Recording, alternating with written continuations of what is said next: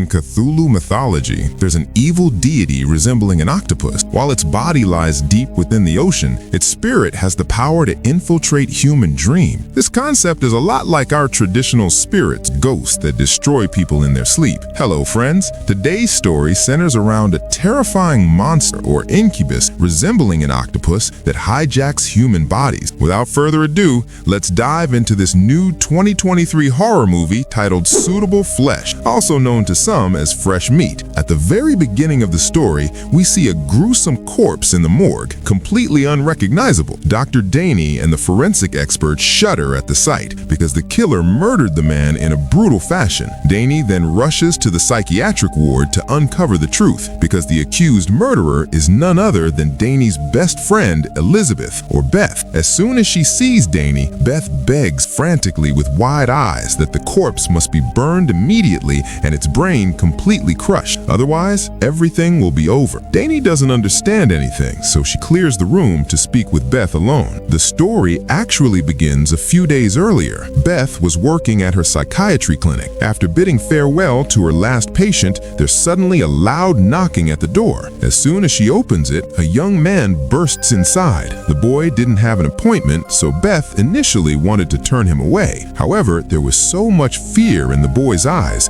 that it seemed he needed immediate help, so Beth grants him some time. It is revealed that the boy's name is Asa, a medical student who just started university, but he suffers from schizophrenia or mental health issues. Just then, Asa's phone starts ringing. Far from answering it, he begins to tremble in fear just hearing the ringtone. He starts rambling that someone is trying to take over his body. Beth thinks it might be some relationship drama, so she asks about his parents, but Asa reveals that the person trying to possess his body is none other than his own father. He pleads with Beth to go with him to the house at 33 High Street. Beth refuses outright, stating that at most she can call the police or have him admitted to a mental hospital. Meanwhile, the phone keeps ringing incessantly. Trembling, Asa picks up the phone to prove himself, but before he can even say hello, his body suddenly contorts strangely, as if he is having an epileptic seizure. It also looked like some invisible force was pulling him from the inside. As Beth approaches in fear, the boy's demeanor suddenly changes completely. His voice becomes deep, and he forgets everything he just said. Instead, he threatens Beth, saying, "If you stick your nose in my business, you'll get a lesson you can't even imagine." Beth assumes this might be a symptom of his mental illness. She writes her number on a piece of paper and hands it to Asa for treatment, but Asa was looking at Beth with a very lecherous gaze and tries to touch her. Beth gets scared and pushes him away. Asa doesn't force the issue further, but before leaving, he says something strange. "The door to my mind is always open for you." Returning home after work that day, Beth sees that her husband has cooked a wonderful meal. Her husband tries to get romantic, but Beth has absolutely no interest. She lies there like a corpse. However, suddenly Asa's face flashes in her mind. Imagining her husband is Asa, she becomes aroused. But when it's all over and she sees her husband lying next to her, she feels deeply disappointed. A few days pass, but Beth just cannot forget Asa's pale face.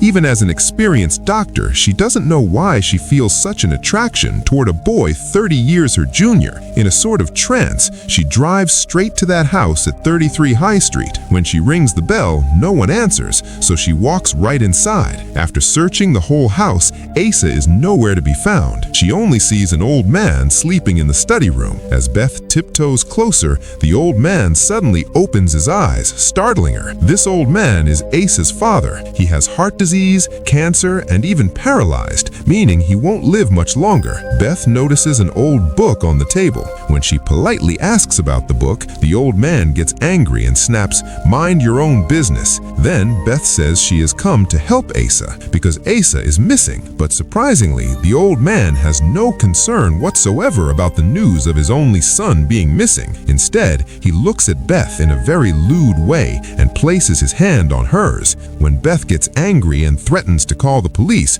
the old man pulls a knife from his pocket to intimidate her. But suddenly, the old man starts coughing. When Beth, as a doctor, moves to help him, the old man abruptly slashes Beth's hand with the knife. Blood sprays onto the book. Beth doesn't wait another second and flees from there. But the strange thing is, the book absorbed the blood that fell on it, leaving no stain behind. Then, one day, Beth was hypnotizing a patient. At that exact moment, there's a knock at the door. Upon opening it, she sees Asa standing there. Beth leaves the patient behind and brings Asa outside. Asa explains that someone wants to take over his young body, and he is terrified of his father's old body. Beth thinks his father might be a man with a twisted mind. She promises that she will get Asa out of this living hell. Beth goes inside to dismiss her patient, only to return to find that Asa has left. Returning home that night, her husband tries to get romantic again, but Beth avoids him with an excuse. Yet when Asa calls a little later, she delays no moment. Dodging her husband's eyes, she heads straight to that house at 33 High Street. Upon entering the house, she is shocked. She sees the old man groaning on the floor. It looks like he's having a heart attack. As Beth takes out her phone to call an ambulance, Asa comes in, snatches the phone, and throws it out the window. Then he pulls out a large knife and prepares to kill his father. Beth tries to stop him and checks to find the old man has no pulse, meaning he is dead, but Asa refuses to stop. He says the head must be cut off and the body burned. Asa claims this is not his father, but an octopus demon that possesses human bodies. He didn't have an epileptic seizure at her office. That demon was trying to enter his body, and if it happens one more time, it will take Asa's body forever. Just then, the dead old man on the floor opens his eyes and starts chanting strange spells. When Asa tries to strike him, the old man pins Asa down with just one hand. As soon as the chanting finishes, Asa falls down, having a seizure again. A few moments later, when he stands up, there is no longer any fear in his eyes. He walks slowly toward Beth and wants to sleep with her right then and there. Beth had been secretly wanting this, so she doesn't stop him. But the most terrifying thing happens after their intimacy. Suddenly, Beth's soul leaves her body and enters Asa's body, and the demon that was inside Asa's body starts having fun with Beth's body. The demon admits that it had wanted Beth's body from the very first sight. Then they both collapse on the floor again, and the souls switch back, returning to their own bodies. The demon tells Beth changing bodies is a bit painful the first time, but from the next time on, it gets easier. While talking, the demon notices that the old man's body, which now holds Asa's true soul, has vanished. He runs outside. Meanwhile, Beth opens that old book and sees illustrations of a demon resembling an octopus devouring humans. Actually, this old man had summoned the demon using black magic to extend his own lifespan, but the demon took over his body instead. Suddenly, the old man comes from behind, hugs Beth, and says in a tearful voice, "I am Asa, save me." Beth screams out in terror. Hearing that scream, the demon, who is now in Asa's body, returns. He drags Asa, who is now in the old man's body, by the hair and severs his head from his body with one blow. Beth completely breaks down witnessing this, but the horrific sight was that even after the head was separated from the body, the severed head was still talking and begging for help. During the struggle, a candle falls over, setting the room on fire. Beth leaves everything behind in the fire, barely manages to escape, goes to her friend Danny and explains everything. But Danny, being a psychologist, does not believe in these ghosts or spirits. She convinces herself she was probably drugged, which caused her to hallucinate. Danny's words leave Beth a bit confused, so she decides to go home and forget the whole thing. But the moment she steps inside, she finds the police waiting for her. The officers ask if she was present at 33 High Street last night. Beth is terrified, but tries her best to act normal. The police don't mention any body. They only inform her that a fire broke out there, and the owner's son, Asa, testified himself that Beth had left the premises before the fire started. When a surprised Beth asks about the old man, the police reveal that Asa reported his father missing days ago. Before leaving, the police returned Beth's phone, the very one Asa had thrown out the window. After the police leave, Beth starts thinking, if the demon was just a figment of her imagination, why was the phone found outside, and why did Asa save her? Beth realizes she cheated on her husband, and the stain of that sin is still on her body. Unable to look her husband in the eye with this guilt, she tearfully confesses everything to him. Seeing the agonizing pain in her husband's eyes, Beth wants to sink into the ground out of shame. She immediately packs a bag and decides to go stay at her clinic. But what happens after she reaches the clinic is even more terrifying. Suddenly, Asa appears there. Without saying a word, he walks toward Beth, and as if under a spell, Beth hugs Asa. But right then, Asa's face transforms into that terrifying old man, and he pushes Beth down the stairs. Beth wakes up screaming.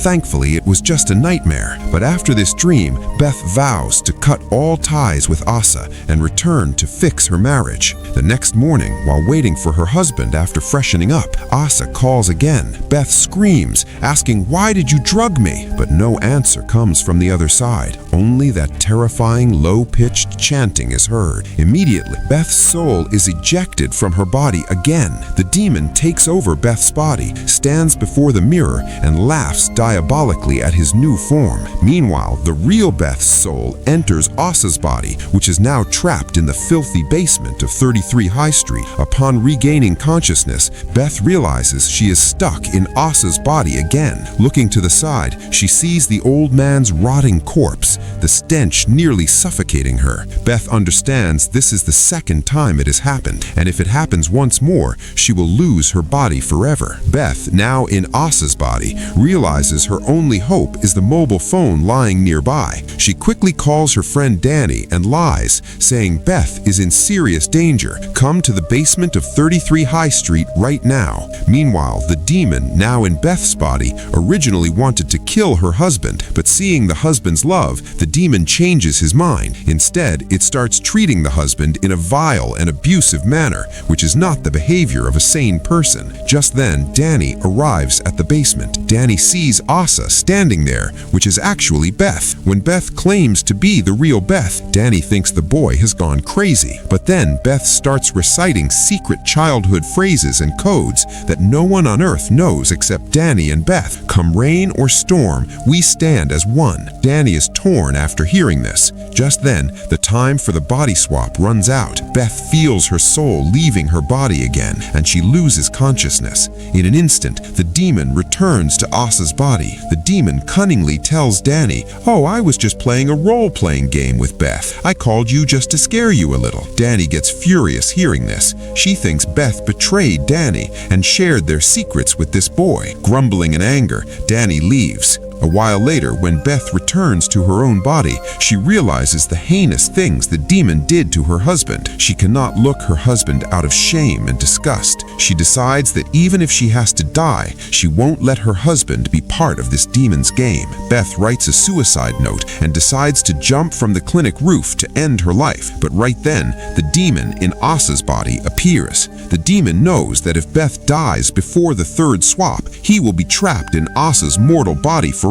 The demon hands Beth a knife to stop her and says, "If you can truly kill me, only then will you be free." Beth doesn't waste a second and grabs the knife. She notices light reflecting off the blade. She plans to hypnotize the demon while distracting him with conversation. No sooner thought than done. As the flash of light hits his eyes, the demon becomes slightly disoriented. Seizing this opportunity, Beth plunges the knife straight into the demon's forehead, but the skull is too hard and the knife doesn't go in. After a struggle, Beth pushes the demon off the roof, but her rage doesn't subside. She runs down, starts her car, and repeatedly drives over Asa's body lying on the ground. Asa's body is crushed into a pulp of flesh, but amazingly, even after the body is flattened, it is still talking. Beth gets out of the car and frantically tries to sever Asa's head with the knife. Just then, the police arrive and apprehend Beth. Back to the present. Sitting in the cell, Beth tells tells Danny that demon is immortal. He won't die. He will return, chant the spell a third time, and take my body completely. Danny doesn't want to believe it because she knows Beth hacked Asa, the demon,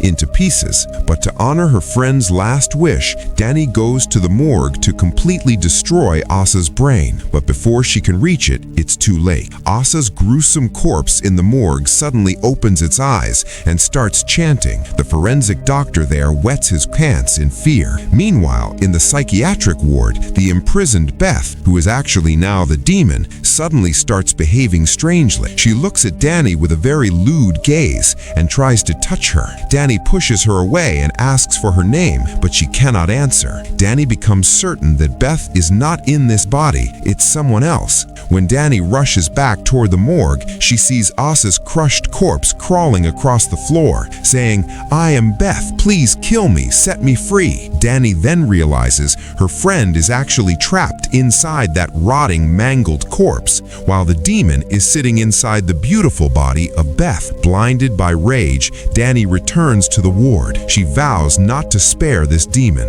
but the demon makes a very cunning move. He knows that body swapping works not just through intimacy, but also through blood. When Danny goes to strike her, the demon scratches Danny's throat, drawing blood. Immediately, that living chant enters through Danny's open wound and begins pulling her soul out. Meanwhile, a security guard arrives, thinking Dr. Danny is in danger, so he goes to help the demon, who is now trying to enter Danny's body. During the struggle, the security guard's gun ends up in the hand of Danny, whose body the demon is now entering. At that exact moment, something moves under a sheet in the corner of the ward. Danny pulls back the sheet and sees Asa's crushed corpse, the real Beth, lying there. Beth extends her broken hand and tells Danny, "Come rain or storm." Wiping away her tears, Danny places the gun against Beth's head. She knows there is only one way to free her friend from this hellish agony. Danny fires,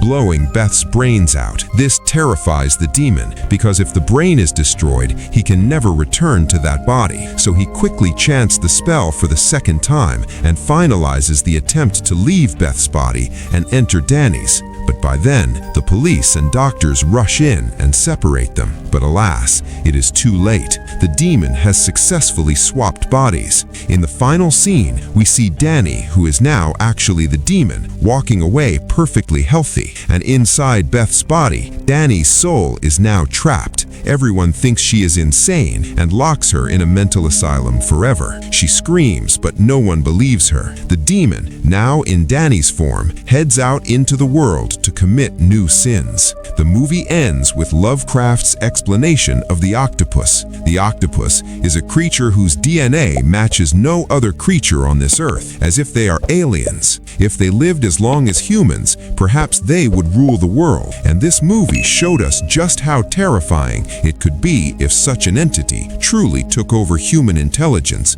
and bodies.